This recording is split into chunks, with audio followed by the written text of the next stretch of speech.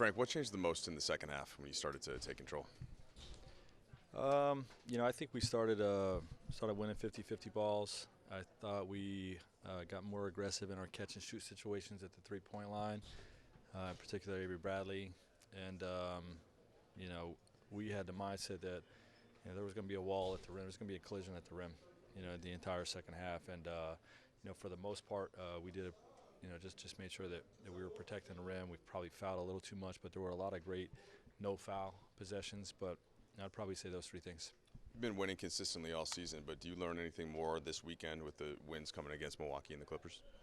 I think you learn every time you play a game, but we do keep the regular season games in perspective. There's a lot of factors that go into these games that really don't matter come playoff time, whether you win or lose. But to measure the habits that we're trying to build, it's very encouraging to see our guys perform at this level against two of the best teams in the league. How about LeBron just continuing to get to the basket at this rate against these kind of defenses and the stuff that we've seen in the playoffs of past? What did you make of his weekend? He was unbelievable. His best weekend in the Lakers uniform. I'm assuming that I wasn't here last year, but in my mind, this season this was his best two-game stretch. Really just dominated both games and helped close them out. AD and Bron both down the stretch of the Milwaukee game helped close it out, and AD was in foul trouble tonight. He had some big buckets, but Bron down the stretch, just going to the rim. Attacking, down the stretch against any matchup that they put on him. He was just too much for him, and just an outstanding performance. Avery Bradley was sensational today. Was that by design? Did he have a hot hand?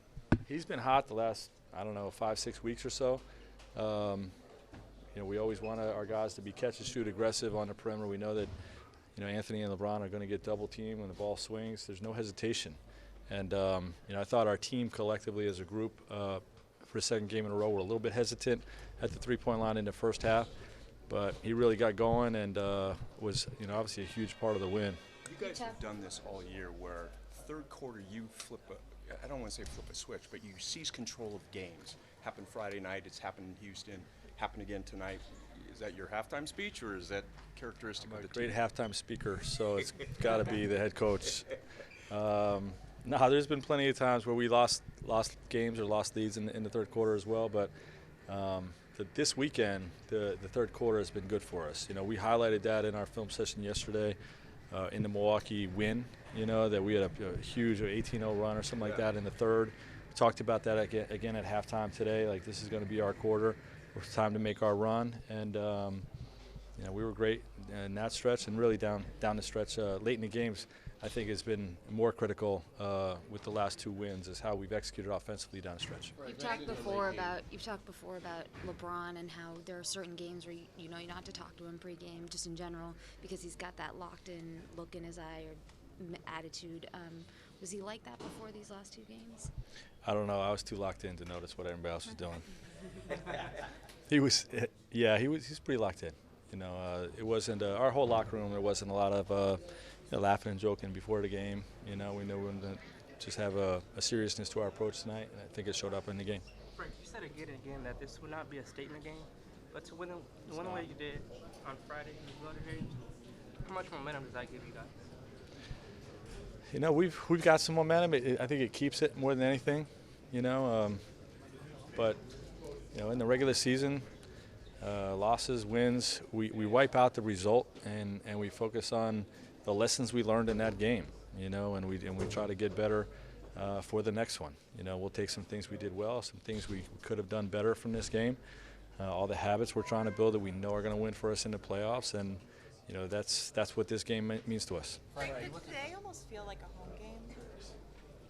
Of course, we're in Staples Center. All Staples Center games feel like home games, for sure. And obviously our fans turn out, Lakers fans turn out no matter where we are, but in particular for this road game. Frank, you mentioned late game executions. You guys are now 42-0. When you head into the fourth quarter with a lead, what can you attribute to that stat? We locked in. We down the stretch. Our guys we got a veteran group.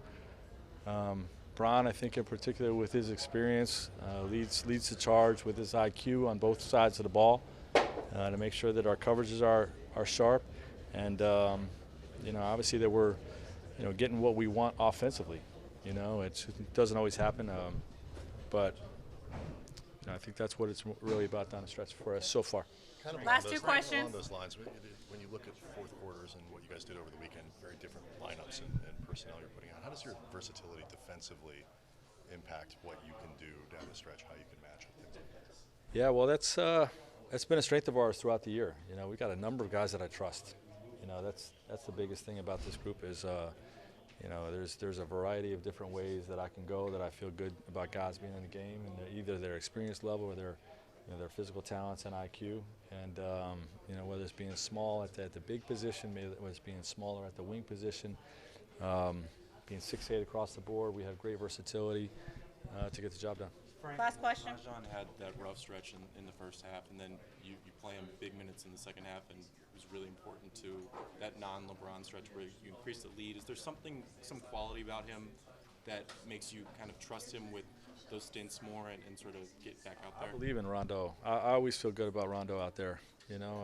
Like anybody, he has his moments where it's not there, and we have guys we can go to if we feel like we need to. But he was huge tonight. I mean, we had that stretch late in the third into the fourth where, Bron comes out of the game, and we've struggled in those situations. And he led the charge. He was controlling the action out there, talking out coverages on the defensive end, and, really leading to great shots every time down the floor, whether it's a pick and roll or a drive and kick, whatever he was doing. He definitely gets a game ball tonight. And, in any situation, I always trust Rondo to come through. It's just a strong belief factor I have in him.